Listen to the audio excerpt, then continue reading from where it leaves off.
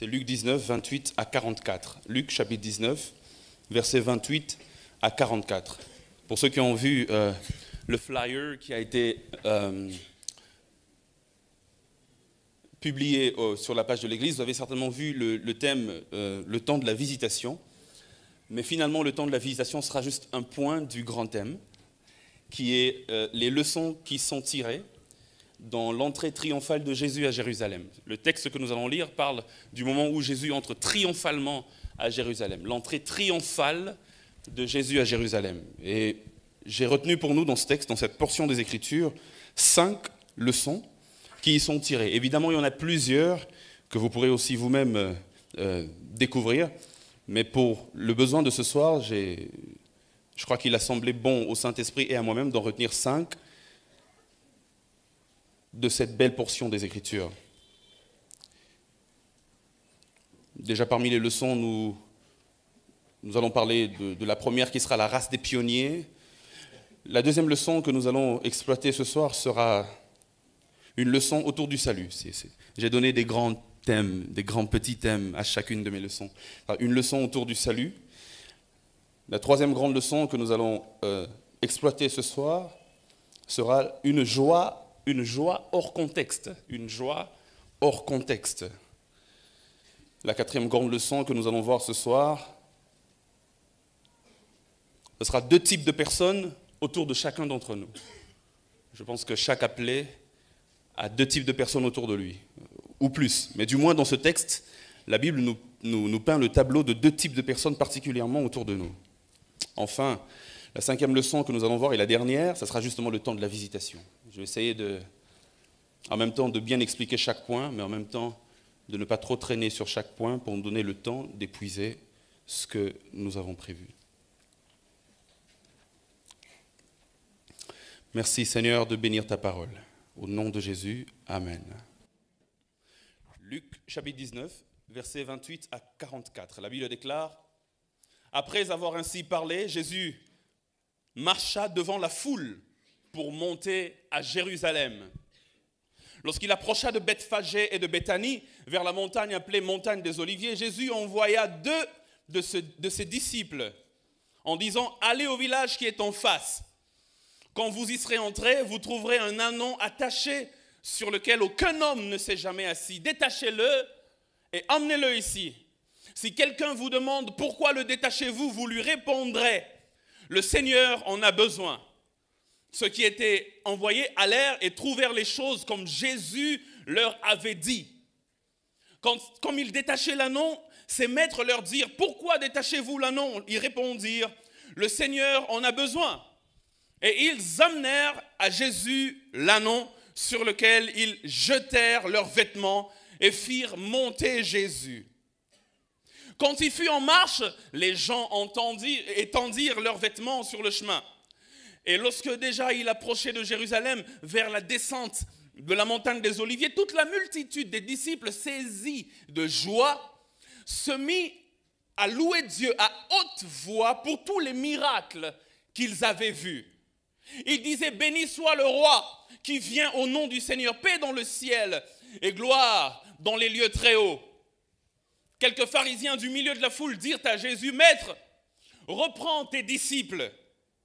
Et il répondit: je vous le dis, s'ils se taisent, les pierres crieront.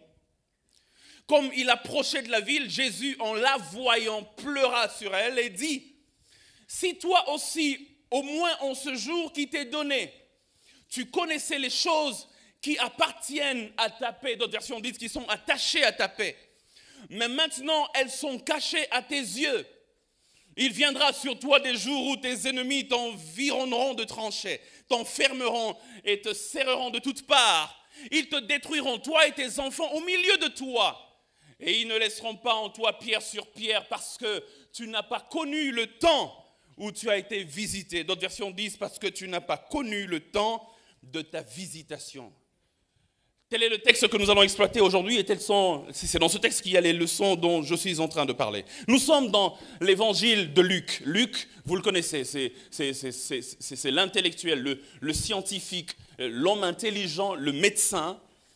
Luc, il semble même qu'il était tellement doué, il avait tellement de talent que le Vatican dit qu'il y a une peinture qui date de l'époque de Jésus, à peu près après la mort de Jésus, et il semble que c'est une peinture de Luc. Selon la tradition de l'Église, Luc, au-delà d'être médecin, était peintre, au-delà d'être historien, médecin et tout, il était peintre. Bon, il y a des gens comme ça qui ont plusieurs talents, qui ont plusieurs dons, et Luc en fait partie. Luc écrit donc de manière détaillée et suivie les événements qui sont relatifs à la venue de Jésus sur terre, à sa mission sur terre, à son départ, à son futur retour, annoncé comme une prophétie, et aussi le début de ce que les disciples de Jésus ont fait pour continuer la mission de Jésus.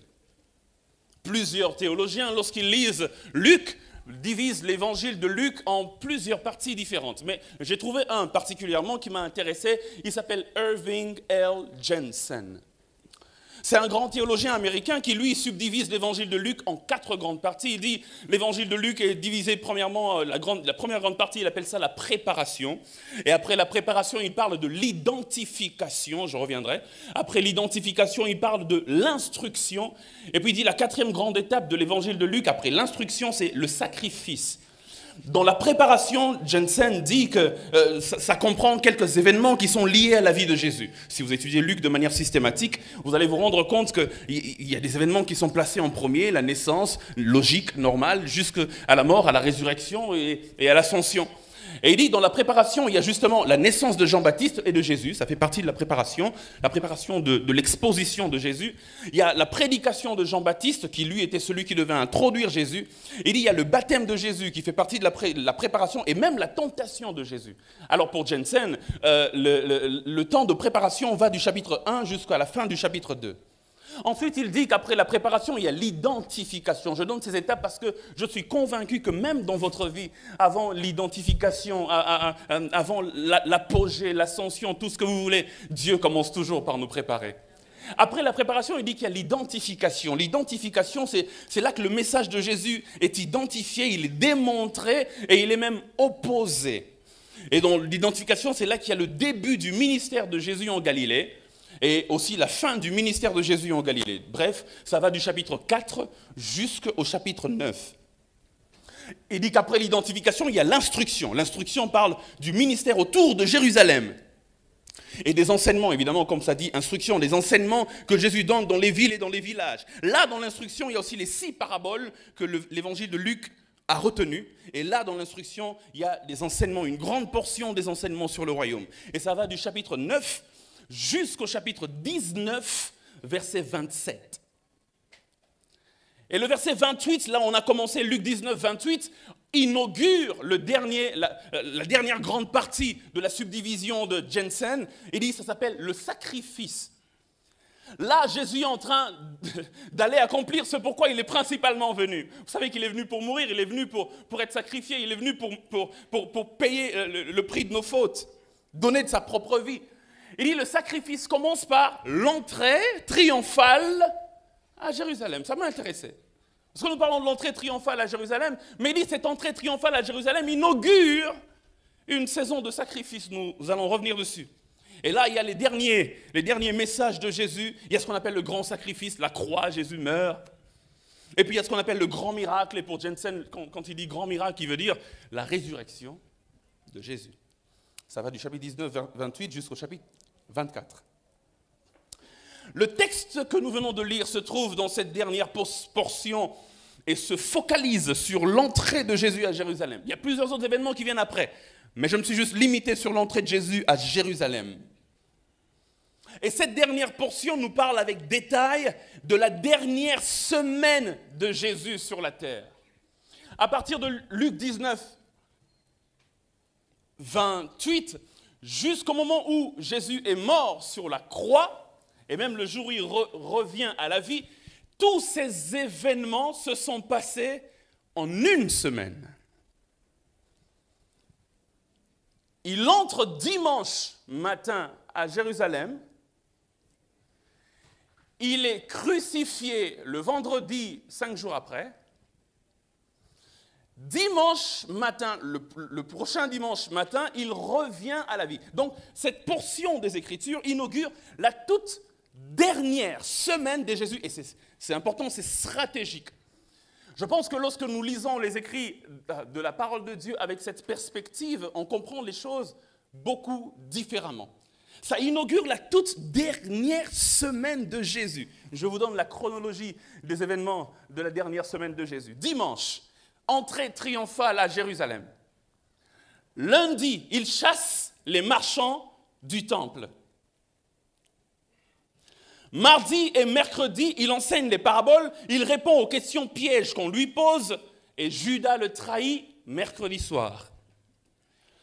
Jeudi, il inaugure la Sainte Seine, il prie à Gethsémane, il est arrêté, Pierre le renie, et il est présenté devant le Sanhédrin. Vendredi, il est présenté à Pilate puis à Hérode, et il finit vendredi soir par être placé sur la croix, crucifié. Samedi, il n'y a aucun événement relaté, il est dans le tombeau, il n'y a pas grand-chose à dire. Il se repose.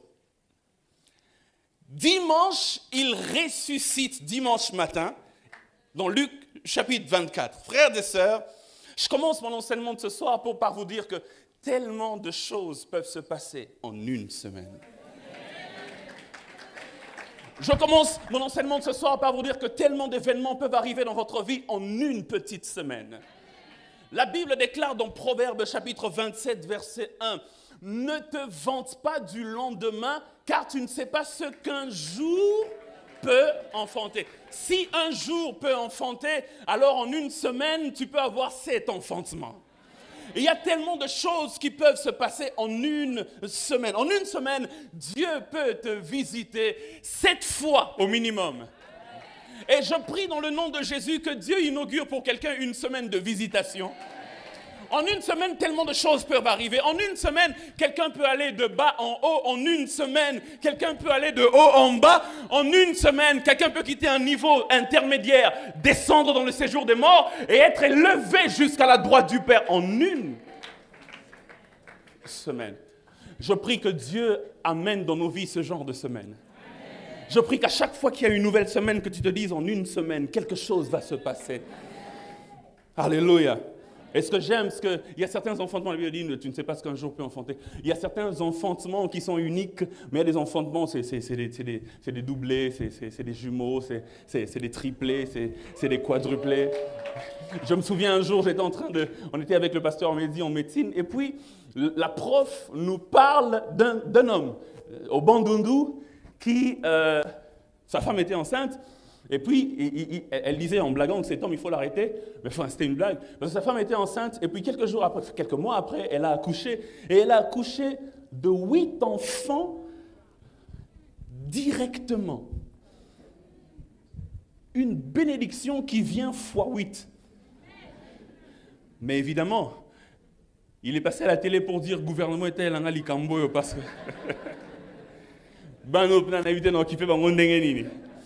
Il y a des bénédictions qui viennent grouper. Au nom de Jésus, j'attire dans ta vie des bénédictions groupées. C'est-à-dire, peut-être que tu as ton père qui est malade quelque part, et puis le jour de ton anniversaire, premièrement, c'est ton anniversaire. Ce jour-là, le fiancé te demande à la main en mariage. Oh, ce même jour, tu apprends que ton père qui était malade est sorti de l'hôpital. Ce même jour, tu apprends que là où tu as introduit le dossier quelque part, on a accepté ton dossier pour que tu commences à... Il y a des jours qui enfantent des bénédictions groupées.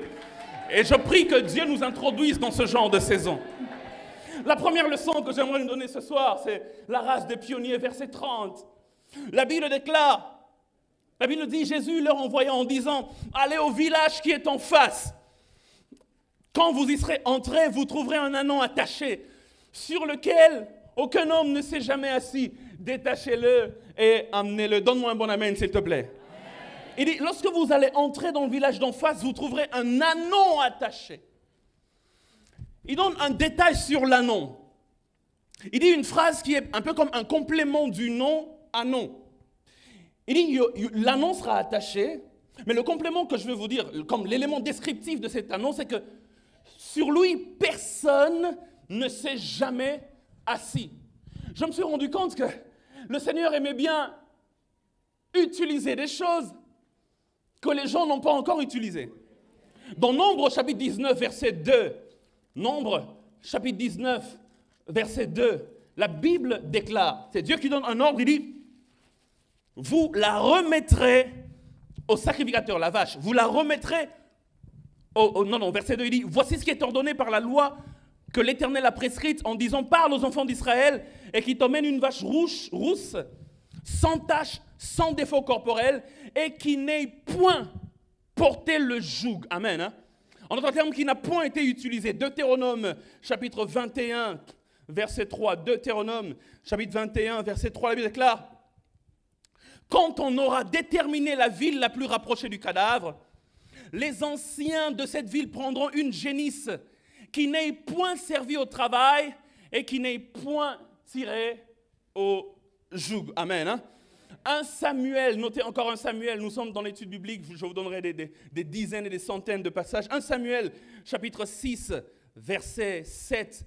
1 Samuel, chapitre 6, verset 7, la Bible déclare, maintenant, faites un char tout neuf et prenez 2 vaches qui allaitent et qui n'ait point porté le joug. Luc, chapitre 1, verset 34. Luc, chapitre 1, verset 34. La Bible parle de Marie, le ventre de Marie. Il est écrit dans Luc 1, 34. C'est elle-même qui dit à l'ange, elle dit, Marie dit à l'ange, comment cela se fera-t-il puisque je ne connais point? En d'autres termes, je n'ai pas encore été utilisé. Je ne connais point d'homme. Comment cela se fera-t-il? Dieu a choisi celle qui n'avait pas encore été utilisée. Luc, chapitre 23, verset 53. Luc 23, verset 53. La parole de Dieu dit, dans Luc 23, 53, il le descendit de la croix, Jésus, on le descendit de la croix, on l'enveloppa d'un linceul, et le déposa dans un sépulcre taillé dans le roc où personne n'avait encore été mis. Quelqu'un peut-il dire Amen? J'aimerais vous dire une chose importante ce soir, c'est qu'il y a des choses que toi seul as le droit d'inaugurer. Lorsque Dieu t'appelle, il t'appelle non seulement avec une fonction pour copier des choses, mais il t'appelle aussi avec une fonction pour inaugurer certains chemins. Et il y a des choses que toi seul a le droit d'inaugurer. Et il y a des chemins qui ne seront jamais ouverts si toi, tu n'y entres pas en premier. Lorsque Jésus est entré dans le ventre de Marie, après ça, Marie a eu d'autres enfants. Mais il fallait, avant qu'elle commence à avoir des enfants naturels, que le Seigneur de gloire lui-même inaugure le ventre. Je prie dans le nom de Jésus-Christ que Dieu ne te donne pas seulement qu'il t'amène pas seulement dans des chemins où les gens sont déjà passés, mais je prie qu'il inaugure des chemins nouveaux, qu'il trace des chemins nouveaux. Et quand tu inaugures un nouveau chemin, tu deviens donc un pionnier. Frères et sœurs, il y a des idées qui ne verront pas le jour si ce n'est pas toi qui les as eues en premier. Il y a des entreprises qui ne commenceront pas, le genre d'entreprises qui ne commenceront jamais au Congo, tant que Dieu ne te donnera pas à toi l'idée première afin que tu inaugures un chemin nouveau. Est-ce que je peux parler à un prédicateur? Il y a des révélations et des inspirations que tu ne liras jamais dans un livre parce que Dieu attend de te les donner à toi en premier. Et alors d'autres vont copier et alors d'autres vont reprendre, mais toi tu seras la source d'où tout va partir. Je prie que Dieu inaugure à Philadelphie, Gombe, une race des gens qui commencent des choses nouvelles. Je prie que Dieu inaugure dans cette nation une race des gens qui ont la folie de rêver des choses nouvelles. Dans 1 Corinthiens chapitre 2, verset 9, l'apôtre Paul parle et j'ai envie de dire, il se vante un tout petit peu des choses que Dieu lui montre, que Dieu lui donne. Il dit, mais comme il est écrit, ce sont des choses que l'œil n'a point vues, que l'oreille n'a point entendues et qui ne sont point montées au cœur de l'homme.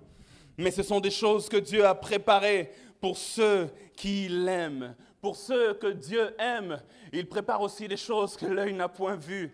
Pour ceux que Dieu aime, il prépare aussi des choses que l'oreille n'a point entendues.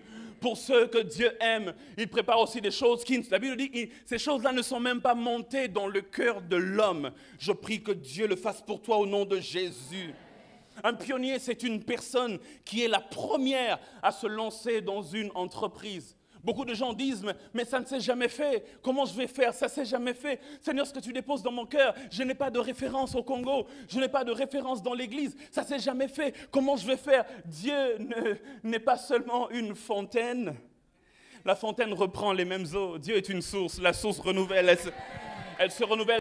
Et Dieu peut commencer un renouvellement avec toi. Un pionnier, c'est une personne qui fraye un chemin.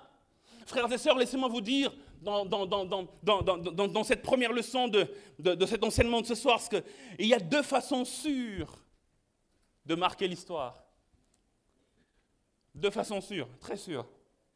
La première façon, c'est tu entres dans un domaine déjà existant et tu travailles tellement dur que tu deviens même meilleur que tes prédécesseurs.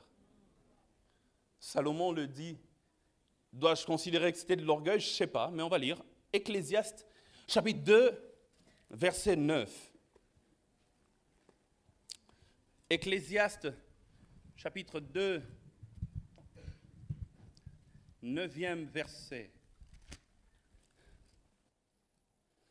Il dit, je devins grand, il parle de lui, il dit, je devins grand, plus grand que tous ceux qui étaient avant moi dans Jérusalem, et même ma sagesse demeura avec moi. Il n'est pas le premier roi, il n'est pas celui qui a inauguré la royauté en Israël. Mais il dit, il y en a eu deux avant moi, mais moi quand je suis arrivé à Jérusalem, il dit, je devins grand plus que tous ceux qui m'avaient précédé. Il y a moyen d'entrer dans un domaine bien des siècles après.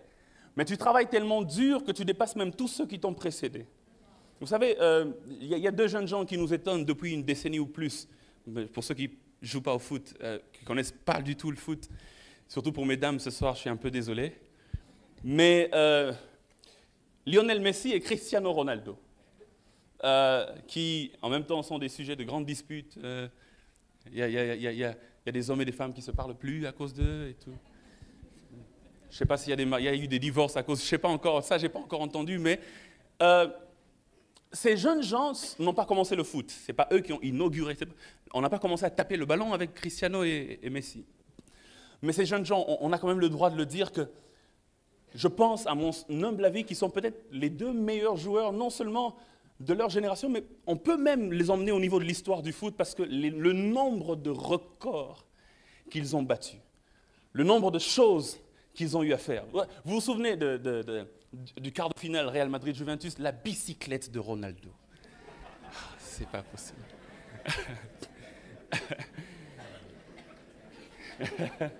Quelqu'un dit, ah, pas ça, tu comprends. Hein? C'est-à-dire ce qu'on appelle retourner acrobatique. Avec aisance. Et le stade commence à acclamer. Wow, wow.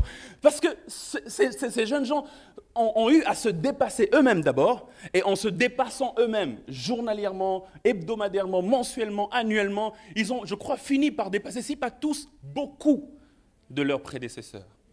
Il y a moyen de commencer après, mais de finir devant. La garantie de remporter la course ne dépend pas de qui a commencé à courir avant. La garantie de remporter la course dépend de qui a la main de Dieu sur lui. Parce que, frères et sœurs, la Bible parle des chars d'Akab qui emmenaient Akab à Jizréel. Élie était resté prier à la montagne. Mais quand la main de Dieu est tombée sur Élie, Élie était à pied, s'il vous plaît, il était à pied. La Bible déclare qu'il a couru plus vite que les chars d'Akab. Il a dépassé celui qui avait commencé la course avant lui. Je ne sais pas si le domaine dans lequel tu es, c'est un domaine qui a déjà existé depuis longtemps. Mais ma prière pour toi ce soir, c'est qu'une fois que tu es dans ce domaine-là, que Dieu te fasse battre tous les records jusqu'à ce que tu arrives. La deuxième manière de marquer l'histoire, sûrement, mais alors certainement, c'est que tu crées un nouveau domaine qui n'existait pas avant toi. Même si les gens battent les records après. On se souviendra toujours de celui qui avait marqué le premier but du football. Même si après toi, il y a des gens plus excellents, on se souviendra toujours de celui qui avait inauguré le chemin. J'aimerais dire à quelqu'un ce soir que tu es né unique, tu es né original. Il y a des choses que toi seul peux commencer. Ma prière est double, que Dieu fasse de toi le père d'une nouvelle génération, qu'il fasse de toi le pionnier d'une nouvelle race. Et j'aimerais dire à cet anon qui était attaché, si tu te rends compte que les autres sont utilisés et toi on te saute toujours, certainement tu es réservé à Dieu. La deuxième leçon que j'aimerais donner ce soir, c'est une leçon autour du salut. Autour de l'annonce, si vous voulez, autour du salut. Nous allons faire un peu de... j'hésite de dire le mot, mais voilà, c'est un peu de sotériologie. Je ne voulais pas que ça ressemble à la cochenille, pasteur. Une leçon autour du salut.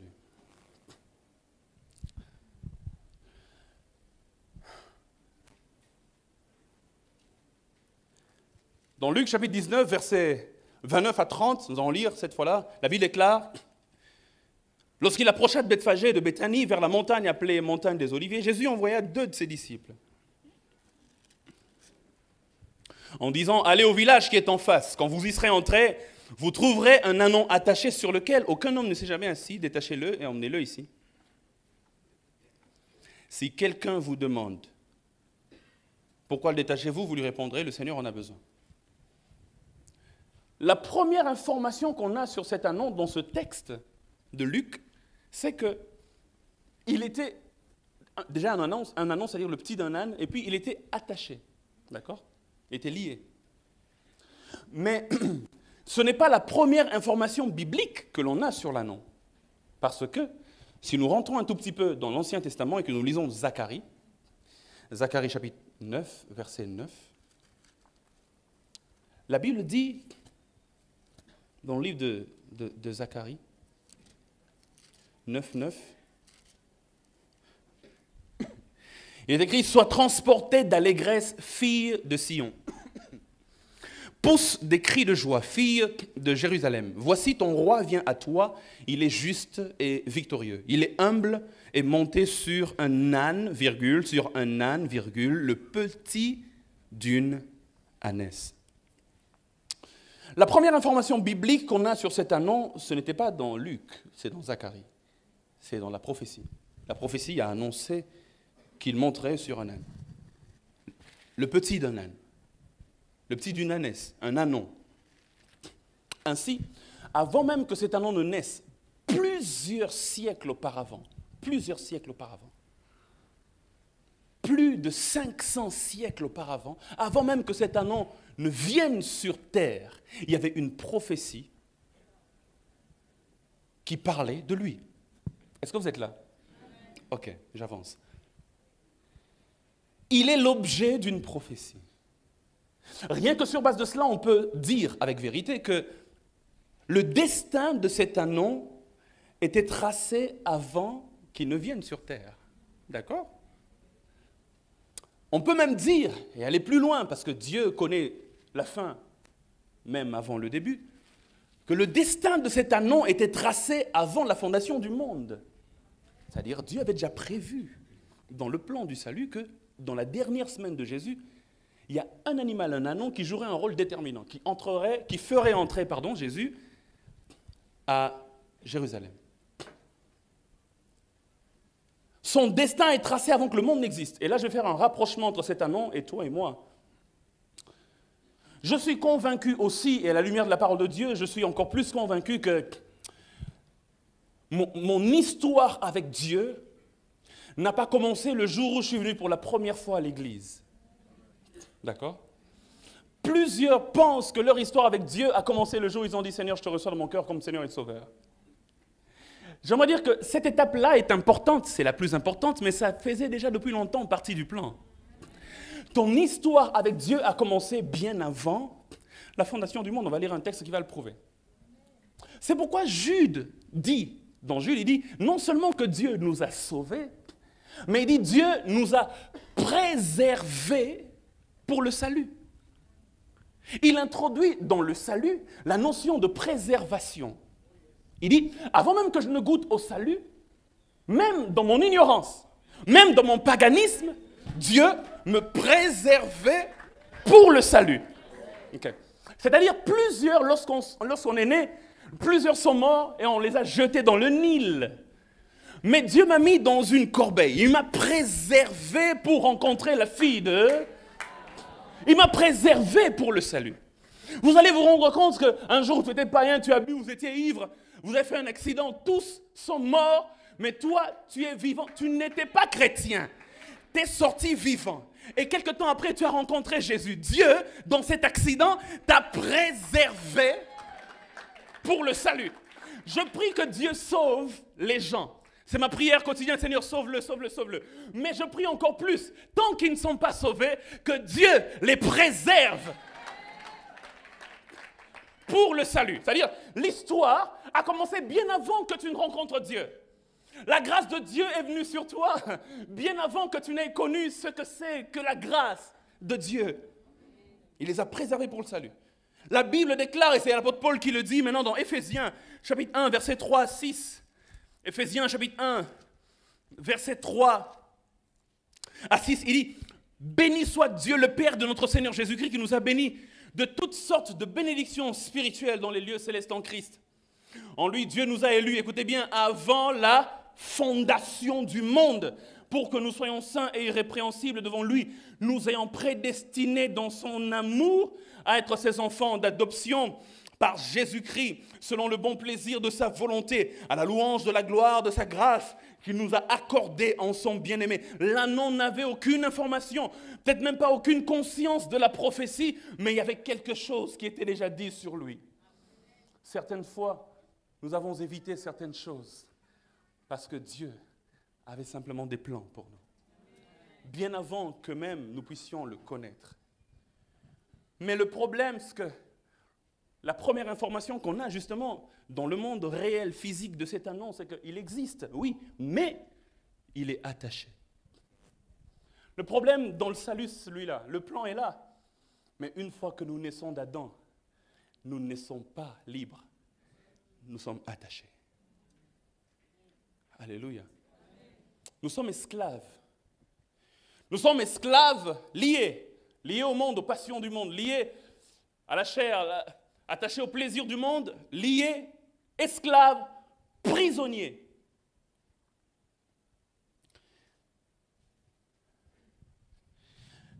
La difficulté, c'est qu'il ne peut pas se connecter au plan éternel de Dieu pour lui tant qu'il est esclave.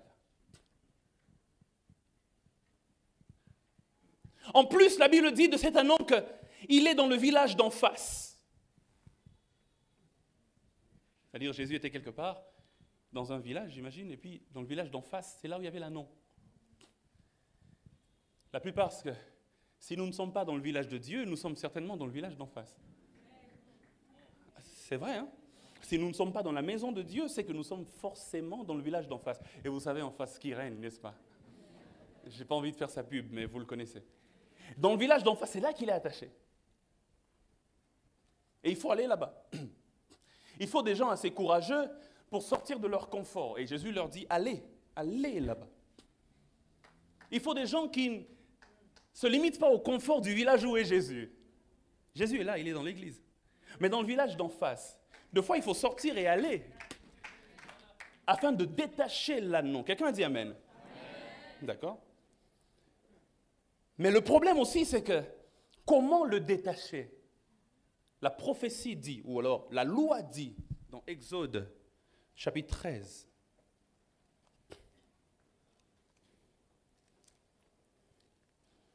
Exode, chapitre 13, verset 13.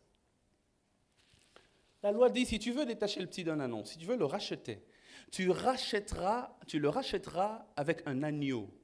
Il dit, tu rachèteras avec un agneau tout premier-né d'un âne. Ah, je bénis Dieu que ce jour-là, c'est l'agneau de Dieu qui les envoyait.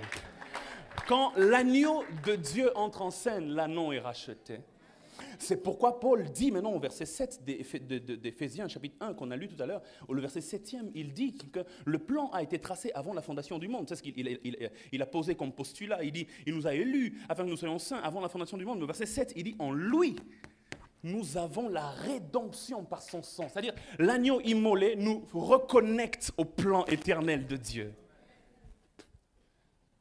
Alléluia. Il est libéré par l'agneau de Dieu. L'ânon doit être racheté par l'agneau. J'aimerais qu'on lise ce texte de Romains chapitre 8, versets 28 à 30.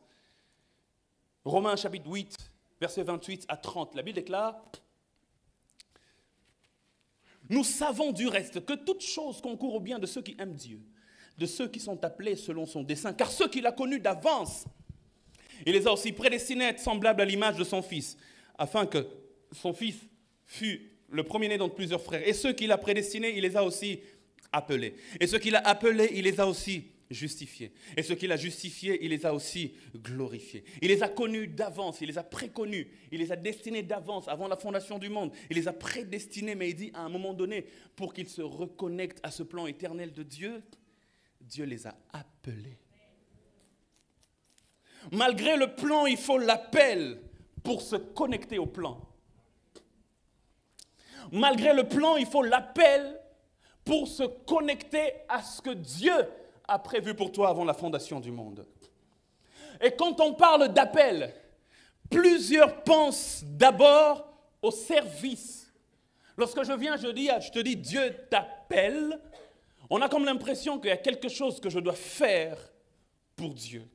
Quand on parle d'appel, plusieurs pensent d'abord au service, mais le vrai appel est toujours double.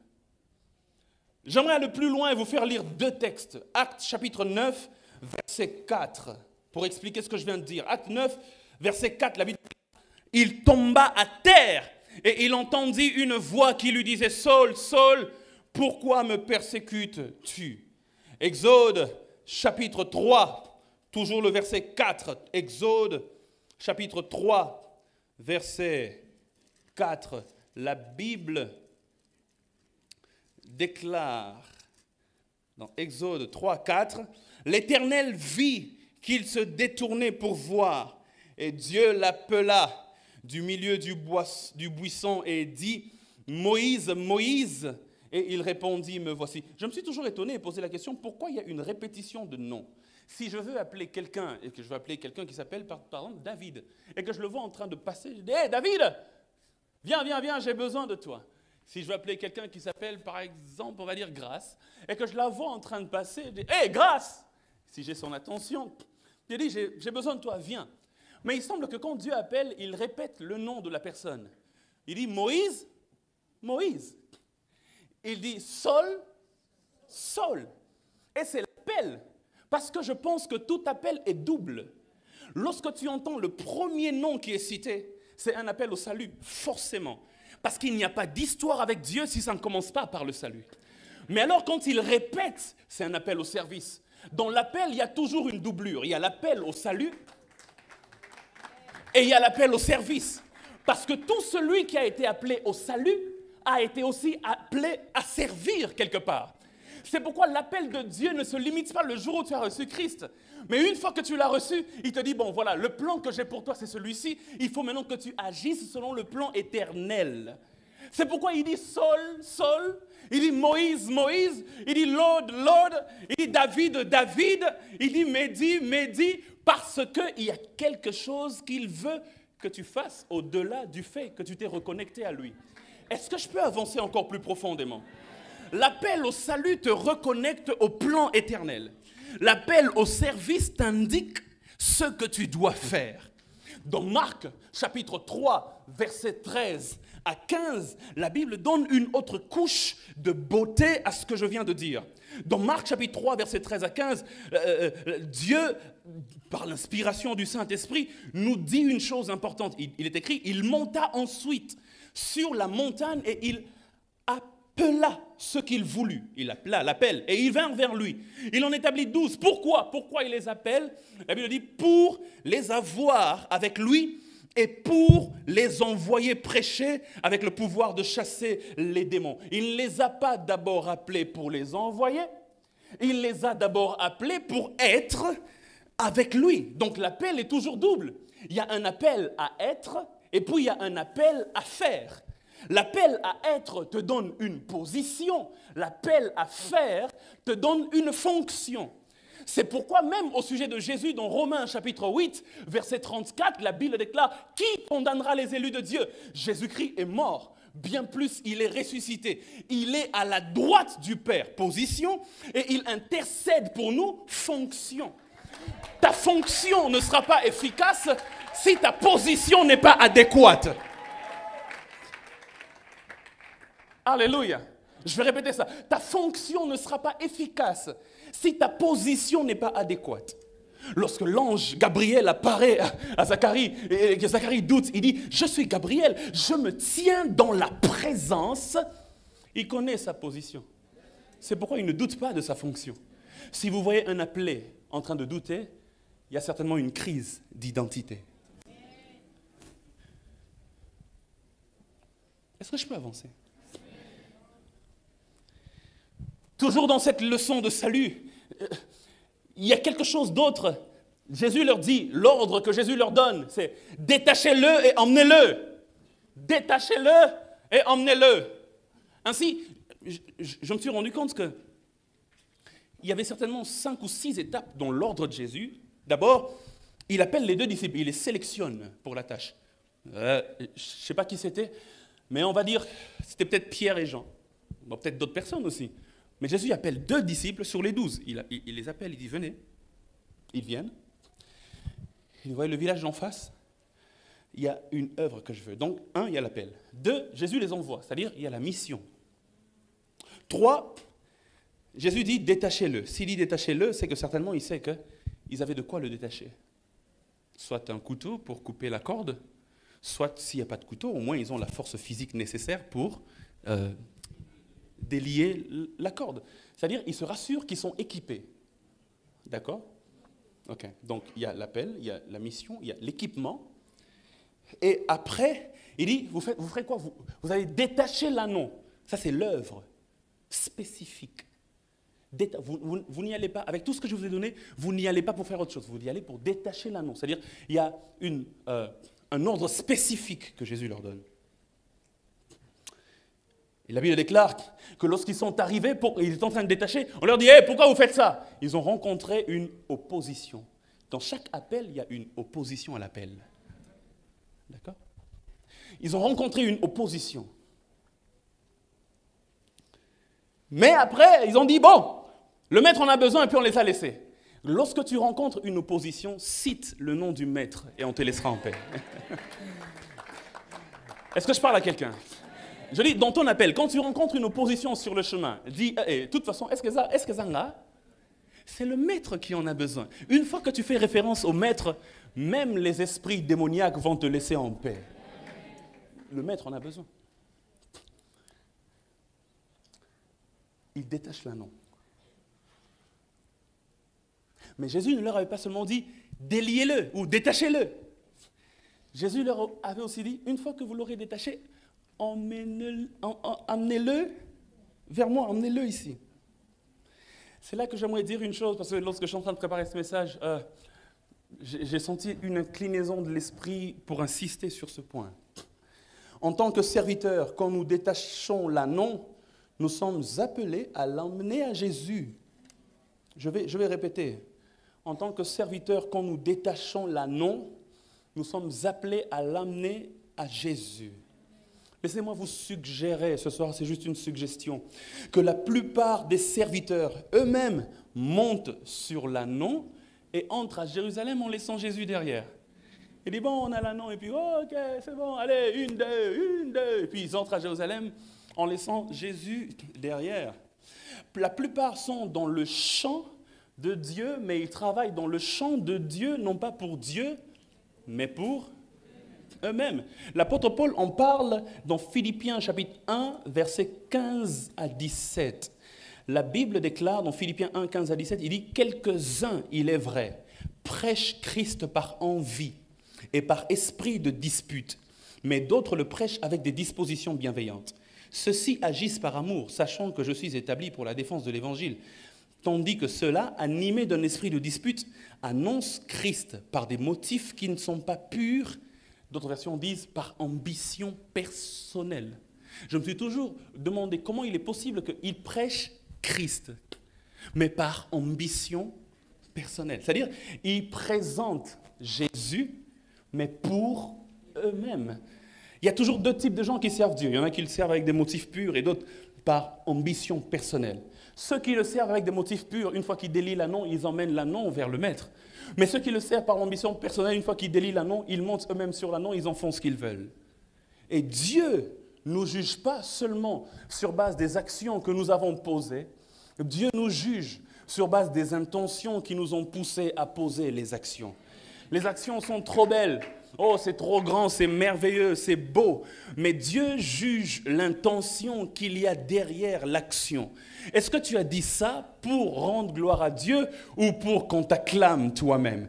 Dieu est méticuleux, il est très regardant sur ce genre de choses. Le verset 35 dit « Ils amenèrent l'ânon à Jésus ». Frères et sœurs, il nous faut apprendre à amener l'ânon à Jésus. Il nous faut apprendre à amener à Jésus le fruit du travail pour lequel il nous a d'ailleurs lui-même envoyés. Il nous faut apprendre à amener à Jésus la gloire liée au travail qu'il nous a lui-même donné. Dans Apocalypse chapitre 4, versets 9 à 10, la Bible parle des 24 vieillards. La Bible dit, lorsqu'on rend les louanges à Dieu, ils jettent leur couronne aux pieds de Dieu. Certainement que leur couronne, c'est Dieu lui-même qui leur donne au vu du travail qu'ils ont fait. Mais il dit, Seigneur, tout ça, je préfère encore le déposer à tes pieds.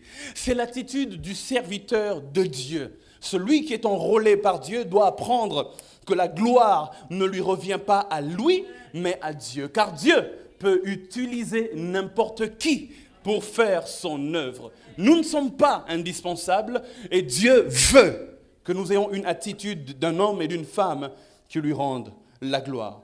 Laissez-moi vous suggérer en ce mercredi soir que si tu n'amènes pas l'ânon à Jésus, tu prives au Seigneur d'une louange qui lui est due.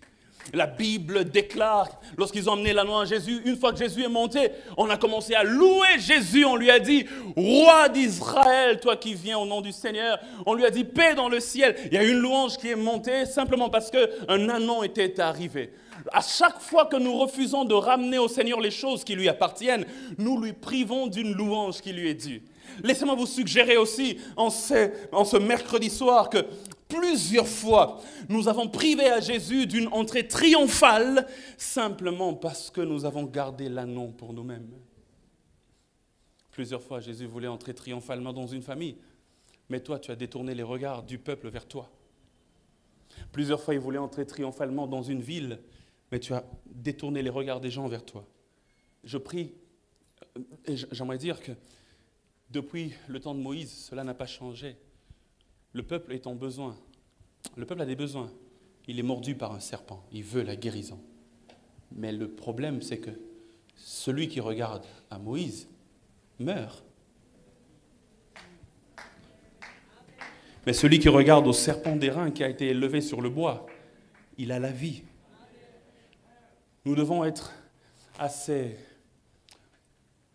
honnêtes et humbles envers nous-mêmes pour nous rendre compte que nous n'avons pas les solutions pour eux, mais c'est Jésus qui les a. Lorsque nous détournons le regard vers nous, nous mourrons. Et ils meurent. Mais quand ils regardent à celui qui est sur la croix, ils vivent. Plaçons nos regards et leurs regards sur Jésus. Parce que le monde a été perdu par un regard. La Bible déclare, la femme a vu que c'était bon à manger. Le regard a perdu le monde. Et de la même manière, celui qui voit le serpent d'airain, le regard a aussi sauvé le monde.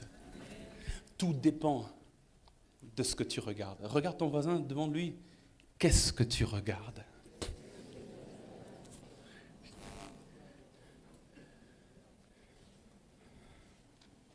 Est-ce que vous êtes toujours là? D'accord? Alors on va aller vite pour conclure. La troisième leçon que j'aimerais nous donner ce soir, c'est une joie hors contexte. Une joie hors contexte.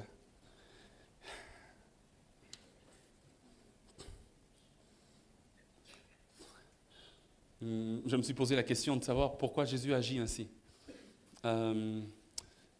Jésus est omniscient, on est d'accord. Il sait tout, il est Dieu. Même quand il est venu sur terre, la Bible dit, il s'est dépouillé lui-même et il a pris la condition du serviteur. Dans Philippiens chapitre 2. Mais il s'est dépouillé, j'aime le dire, il ne s'est pas dépouillé en enlevant sa divinité. La Bible ne dit pas que quand il est venu, il était devenu seulement homme, il n'était plus Dieu parce qu'il s'est dépouillé. La Bible dit qu'il s'est dépouillé. C'est-à-dire que celui qui était venu était homme, il n'était pas Dieu, il s'est dépouillé avant de venir. Non, mais ce n'est pas ça que la Bible dit. La Bible dit, il s'est dépouillé en prenant. Il ne s'est pas dépouillé en enlevant. Il est Dieu.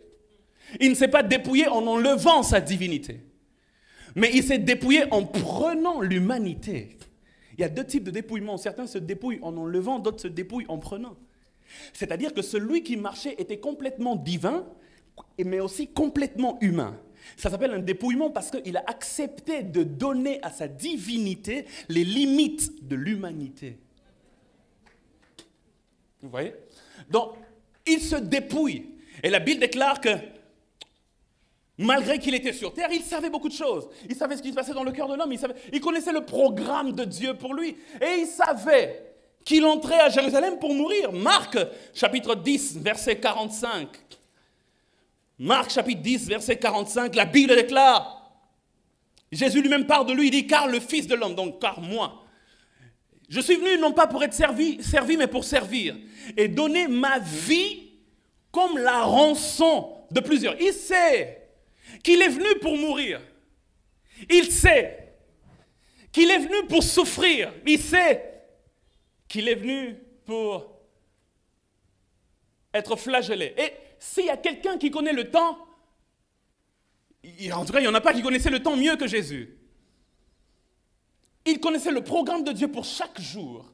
Et il sait qu'en entrant à Jérusalem, j'y entre pour mourir. Il sait que tel que je suis là, il ne me reste que 5 jours à vivre. Après, je meurs. Après, je meurs. Après, je meurs. Il sait. Il le sait. Son futur est sombre et c'est un futur proche. On est dimanche. C'est dans 5 jours que tu meurs. Imagine qu'on te dise aujourd'hui. Ça ne va pas t'arriver, mais imagine. Qu'on te dise aujourd'hui qu'il te reste 5 jours à vivre. Alléluia. Je pense qu'il y a des nourritures que tu n'as pas mangées et que tu vas vite manger. Je pense qu'il y a des gens que tu n'as pas vus, que tu vas aller voir rapidement. J'allais dire, je pense qu'il y a des je t'aime que tu n'as pas encore dit, mais que tu vas vite précipiter. Et donc, il sait, il a 5 jours à vivre. Son futur proche est sombre. Il est douteux. Enfin, dans notre perspective, pas dans la sienne. Il sait. Il est malheureux, son futur, et un futur très proche. Il sait le sentir dans son esprit. Et il sait parce que c'est lui qui a programmé cela avec l'accord du Père. Enfin, le Père a programmé cela et lui a dit, ils se sont concertés, forcément. Et il descend, il sait que c'est bientôt. Il sait qu'il est dans une semaine noire. Il sait qu'il est entré dans une saison noire. Mais la Bible nous montre qu'il a trouvé le temps de fêter, de se réjouir et même de célébrer. Ça m'a intéressé. Il dit, j'entre pour mourir. Mais avant d'entrer, il fait comme s'il allait dire, bon, on va se faire un dernier kiff, ok? Il monte sur un anon, puis la Bible dit, les gens saisis de joie. Et puis les pharisiens viennent lui dire, oh, mais attends, fais les terres, ils font beaucoup de bruit. Et puis il dit, je suis sûr qu'il disait en riant, mais s'ils se taisent. Les pierres crieront, comme pour dire la louange va continuer. Cette atmosphère de joie ne va pas cesser maintenant. Ce qui est devant est incertain, il est douloureux. Mais je préfère me réjouir de maintenant et je prive à mon futur incertain de saper ma joie du moment. Est-ce que je parle à quelqu'un?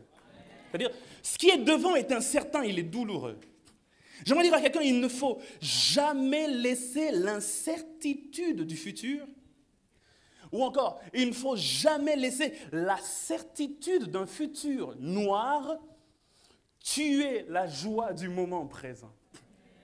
Beaucoup, ils vivent dans le présent, mais avec une déception qu'ils voient déjà dans le futur. Jésus dit, des fois, il faut sortir du temps. C'est hors contexte sa joie. C'est hors contexte parce que c'est la saison de la mort. Mais dans la saison de la mort, il trouve l'occasion de dire gloire à Dieu.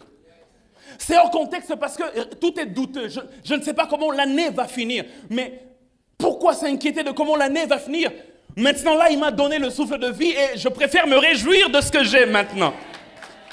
C'est hors contexte parce que Seigneur, mais en perspective de ce qui arrive, tu dois être triste.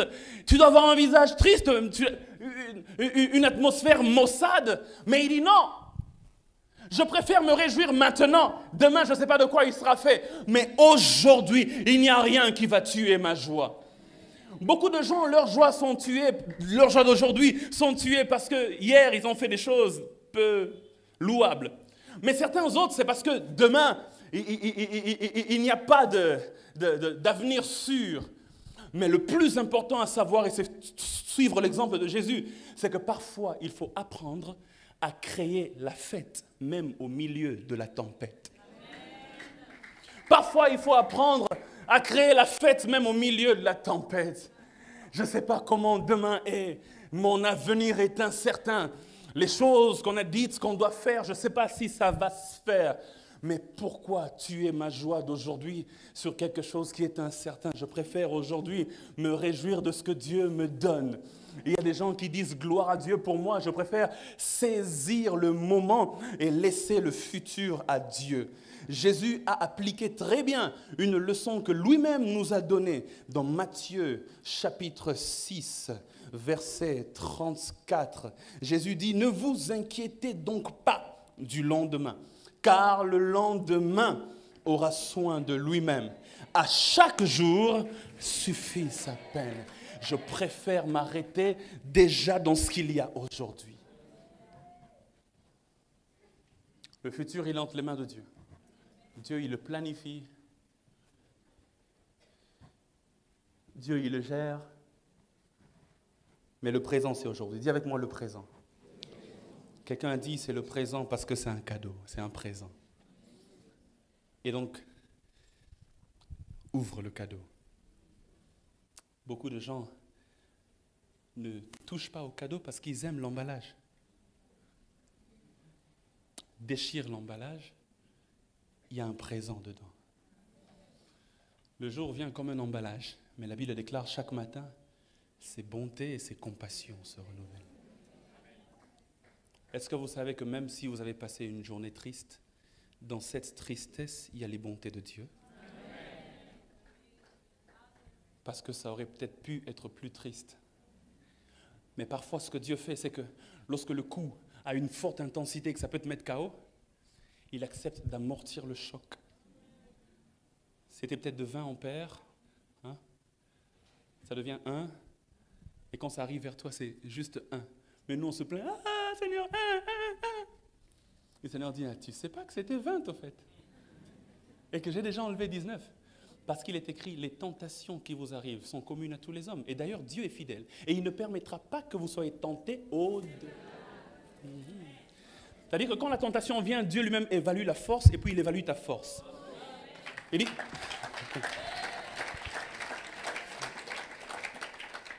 Il dit, ta force est à 5, la tentation est à 20. Waouh, 20 newtons. Et puis il dit, ok, d'accord, ça c'est trop fort pour lui. Comme il est à 5, on va diminuer ça. Je ne sais pas quel appareil Dieu utilise, mais il diminue ça jusqu'à 4. Comme ça, quand ça arrive, tu peux gérer. Dis à ton voisin, c'est gérable, c'est gérable.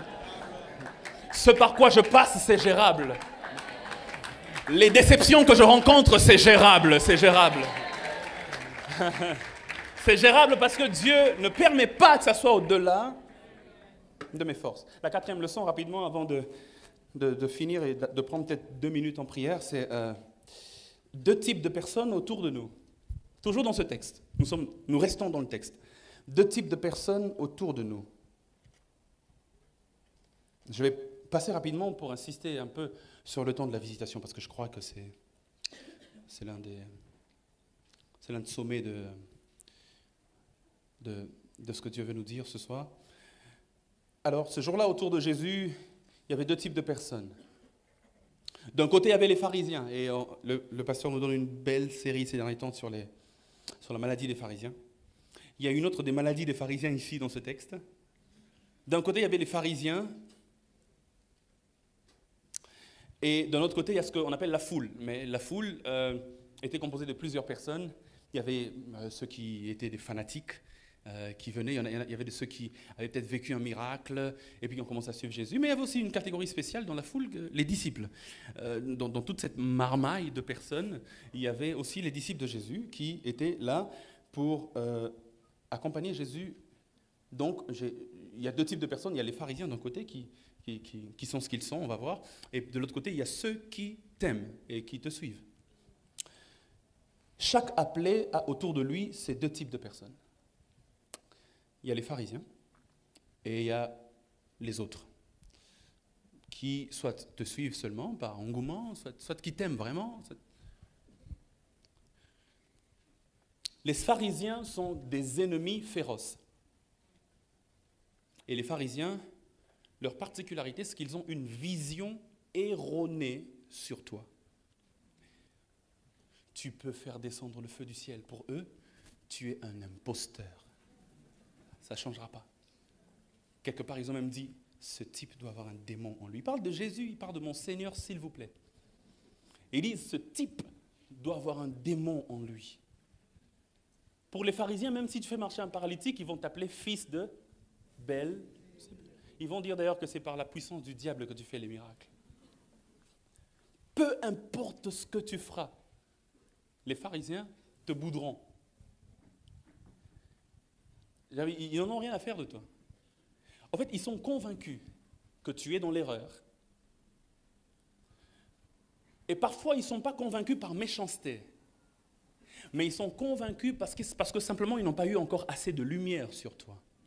Paul dit, si autrefois nous connaissions Christ selon la chair, aujourd'hui nous le connaissons selon l'esprit de vérité. Lui aussi était pharisien, il sait de quoi il parle.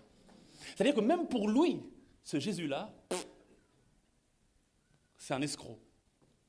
Dans ton domaine, dans ton ministère, il y a des gens que tu ne convaincras jamais. Et même, ils te placeront sur la croix. C'est ça les pharisiens. Ils ont une vision erronée de toi, peu importe ce que tu fais. Peu importe les exploits, pour les pharisiens, tu es un imposteur. De l'autre côté, il y a les autres, il y a ceux que j'appelle les autres, il y a ceux qui t'aiment, qui croient en toi. Eux n'ont pas une vision erronée de toi, mais ils ont une vision limitée sur toi. Peu importe le degré d'amour de ton frère, de ta sœur, de ton père, de ta mère, de ton pasteur, de ton coach, de ton mentor, il ne te connaît pas comme Dieu te connaît. Vous êtes d'accord avec moi? La vision qu'ils ont sur toi est limitée. Dieu, dans sa grâce, permet de révéler à un prophète ou de révéler au serviteur, de révéler à ton père spirituel, de révéler au pasteur une partie des choses que tu dois accomplir. Et Dieu, dans sa grâce, peut permettre que le pasteur puisse justement t'ouvrir le chemin. Le coach, le mentor, peu importe comment tu l'appelles, il t'ouvre le chemin de la réalisation de ces choses. Mais n'oublie jamais que si tu es un vrai appelé de Dieu, même ceux qui t'aiment ont une vision limitée sur toi. C'est-à-dire qu'il y a des choses que tu seras obligé de faire, même qu'eux ne comprendront pas, mais que Dieu voudra que tu fasses. Jésus, il sait que, d'ailleurs, ils étaient tellement limités que dans Luc chapitre 24, verset 21, je vous donne un exemple, juste un exemple biblique, la Bible dit, nous espérions, c'est les disciples de Jésus sur le chemin d'Emmaüs qui parlent à Jésus, ne sachant pas que c'était Jésus, ils lui disent, nous espérions que ce serait lui qui délivrerait Israël. C'est ce que nous espérions. C'est-à-dire qu'on le voyait venir. Quand on a vu les charismes qu'il manifestait, on a vu la gloire qui l'entourait, on a vu les foules qui le suivaient, on a vu comment il guérissait les malades, il ressuscitait les morts. Alors on s'est dit que si lui peut ressusciter les morts, donc il peut décider aujourd'hui que le souffle d'Hérode lui soit ôté et nous ne sommes plus esclaves. Ils ont tourné la mission de Jésus par rapport aux besoins qu'eux avaient. Et leur besoin, c'était d'être délivrés de l'emprise politique de Rome. Ils disent, le Messie viendra, mais sur ce que l'on sait du Messie, quand il viendra, sûrement il va nous délivrer de Rome.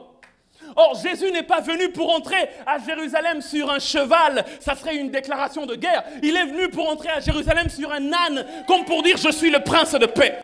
Je ne suis pas venu pour des choses politiques, mais je suis venu pour traiter d'abord la racine spirituelle de vos problèmes. Ils avaient une vision limitée du Messie, de telle sorte que lorsqu'il est mort, ils étaient déçus. Ah, nous on pensait, Mais il ne savait pas que dans cette déception, dans ce semblant de défaite, il y avait la plus grande victoire qui existe depuis que le monde est monde. Lorsque Jésus entre à Jérusalem, regardez comment il l'appelle. Il l'appelle le roi. La Bible déclare qu'ils sont en train de crier, ils disent « Béni soit le roi qui vient au nom du Seigneur ». C'est-à-dire, pour eux, et baby.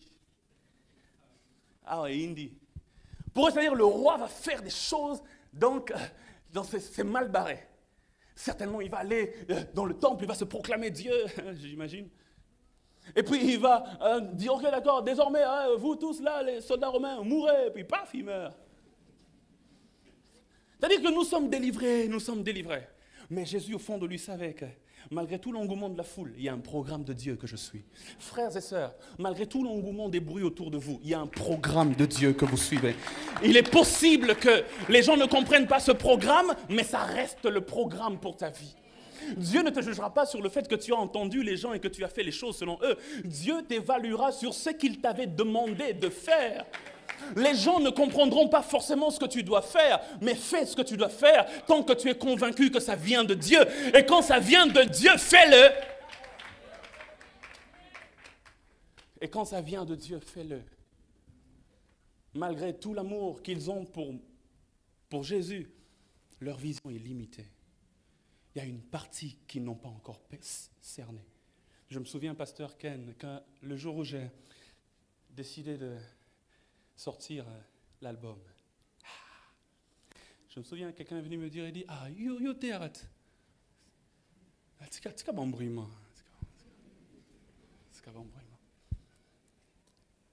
Je me souviens très bien que, pasteur, s'il y avait 100 personnes à qui j'ai parlé du projet, je vous dis la vérité, 98 m'ont découragé.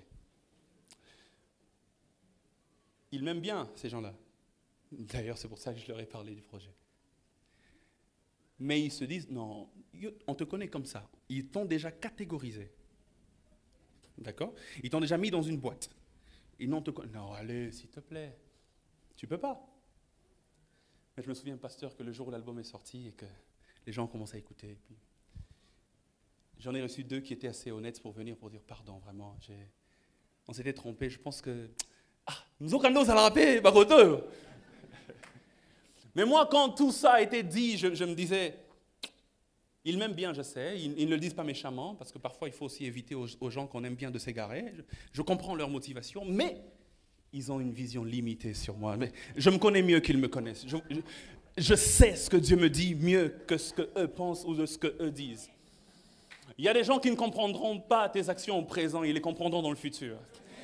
Quand ils se rendront compte que et puis ils vont dire mais toi tu avais déjà dit avant même que tu n'aies commencé le premier enregistrement. C'est-à-dire, quand tu as vu de loin, tu as dit et quand tu entres et ils comprennent 1 année plus tard, 2 ans plus tard, 3 ans plus tard, j'aimerais dire à quelqu'un, le plus important pour toi, c'est le programme de Dieu pour ta vie. Donne-moi un bon amen. Amen. Je suis en train de conclure en disant que l'appelé doit fonctionner selon le programme divin, il doit dépendre de Dieu principalement. Il faut savoir qu'il n'y a que Dieu et toi-même qui connaissent vraiment bien ce que tu dois faire et quand tu dois le faire. J'ai donné l'une des erreurs des appelés. L'une des erreurs des appelés, c'est l'erreur que Moïse a eu à commettre dans Actes chapitre 7, verset 25. L'une des grandes erreurs des appelés, c'est dans Actes 2, 25, la Bible déclare, Moïse pensait que ses frères comprendraient que Dieu leur accordait la délivrance par sa main, mais ses frères ne comprirent pas. L'une des erreurs des appelés, c'est de penser que parce que Dieu m'a appelé, que je l'ai entendu, forcément tout le monde m'acclamera et comprendra que ah oui, il vient au nom de Dieu, vraiment, il vient au nom de Dieu. Il dit, il pensait que ses frères le comprendraient, mais ils ne le comprirent pas. Il est possible que tes frères ne te comprennent pas, que ta mère, ton père ne te comprennent pas. Mais quand tu es appelé, tu fonctionnes selon Dieu.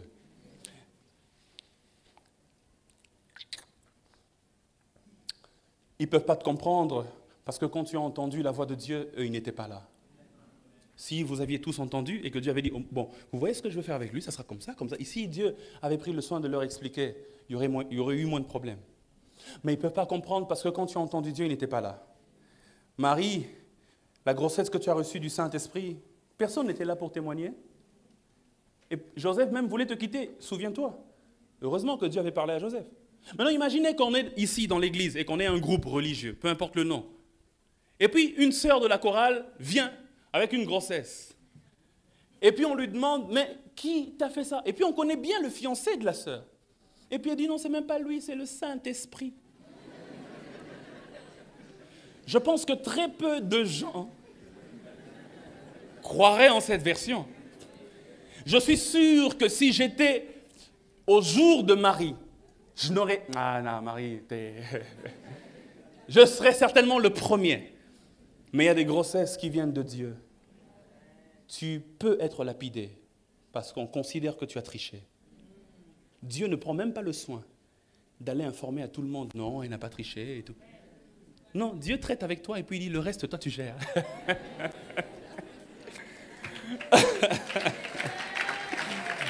Oh là là.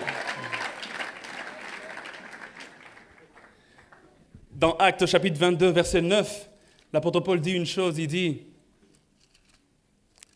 Actes 22, 9, il dit, « Ceux qui étaient avec moi virent bien la lumière, mais ils n'entendirent pas la voix de celui qui parlait. » Ils étaient là, ils étaient à côté, la lumière est venue, ils ont vu la lumière, mais quand il m'a parlé, il dit, « Pourquoi me persécutes-tu » Ils n'ont pas entendu.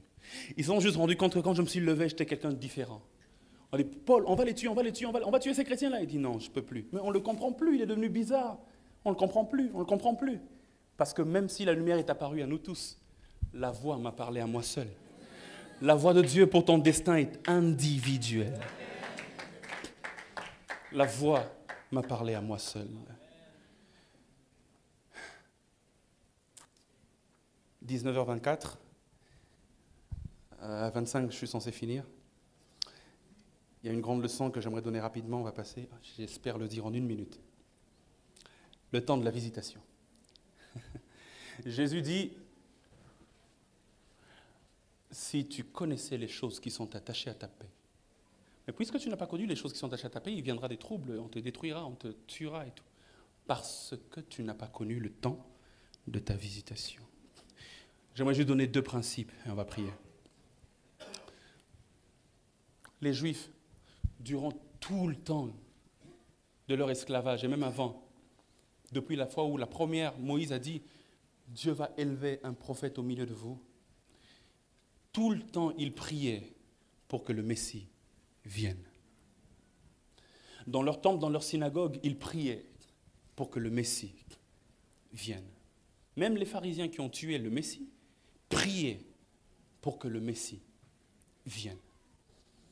Même ceux, et puis, quand Jésus est arrivé, Jésus passe par les rues, j'imagine, je suis sûr que Jésus, un jour, il est en train de passer par une rue, il entend dans une synagogue, on dit « Seigneur, envoie le Messie, envoie le Messie ». Certainement, il s'est senti bizarre. Il avait envie d'entrer pour leur dire « Hé, les gars, c'est moi ». Pendant tout le temps, avant la venue de Jésus, et même pendant le ministère de Jésus sur terre, il priait pour que le Messie vienne. Mais j'aimerais dire une chose importante, ça va peut-être vous choquer, mais prier pour une chose n'est pas la garantie que quand la chose arrivera, on la saisira. Prier pour une chose n'est pas la garantie que quand la chose arrivera, on la saisira. Ils priaient que Dieu les visite. Comment ont-ils raté la visitation quand elle est venue? J'aimerais dire, frères et sœurs, que l'une des choses qui font que l'on rate la visitation de Dieu, c'est parce qu'on s'attend déjà à une manière de Dieu d'agir. Si vous catégorisez Dieu comme vous disant qu'il va faire ça comme ça, le jour où il le fera autrement, vous raterez et vous ne saurez pas que c'est Dieu. Pourriez penser quand il viendrait avec des chars de feu descendant du ciel, il viendrait bien vêtu, était un homme certainement d'une taille imposante, et qui aurait une armée qui délivrerait Israël de l'emprise des Romains.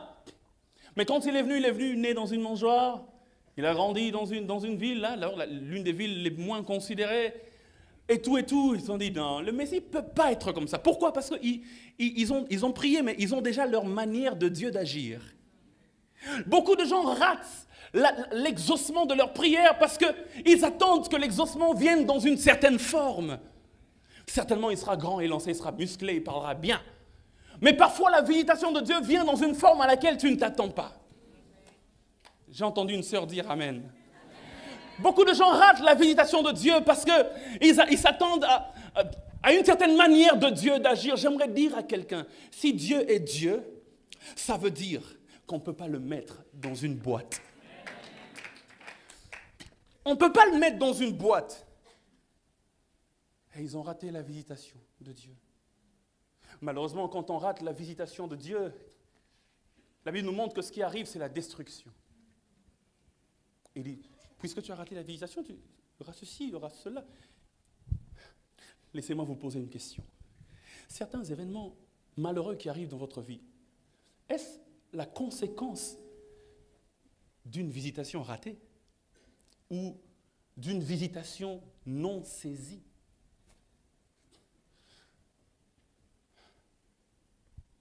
Mais pasteur, Dieu n'est-il pas un Dieu de grâce? Quand on rate, est-ce que ça ne peut pas revenir?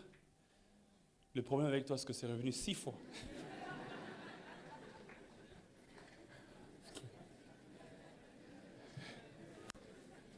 Je vais conclure en disant, une visitation ratée peut-elle revenir? Je suis en train de tout résumer. Les orientaux et les occidentaux ont 2 façons de voir le temps. Pour les occidentaux, pasteur, le temps, il est linéaire. C'est-à-dire quand ça passe, ça passe. La plupart des orientaux pensent que le temps, il est cyclique. C'est-à-dire que ce qui passe finit toujours par revenir. Soit sous la même forme, soit sous une autre forme, mais une opportunité ratée finira par revenir. Une visitation ratée finira par revenir. Mais je pense que si Dieu est un Dieu de grâce et qu'il accorde une nouvelle chance, donc ça doit forcément être cyclique. Je suis venu dire à quelqu'un ce soir, même si tu penses avoir raté une opportunité, tant que tu n'es pas mort, il y a de l'espoir. Dieu est capable de la ramener sur ton chemin. Parce que même pour les Juifs dans ce texte, ils ont raté la première visitation du Messie, mais la Bible montre qu'un jour, et c'est pour bientôt, il reviendra. Et cette fois-là, la Bible nous montre qu'ils saisiront la visitation et ils pleureront même sur ce qu'ils avaient rejeté. Que Dieu vous bénisse ce soir.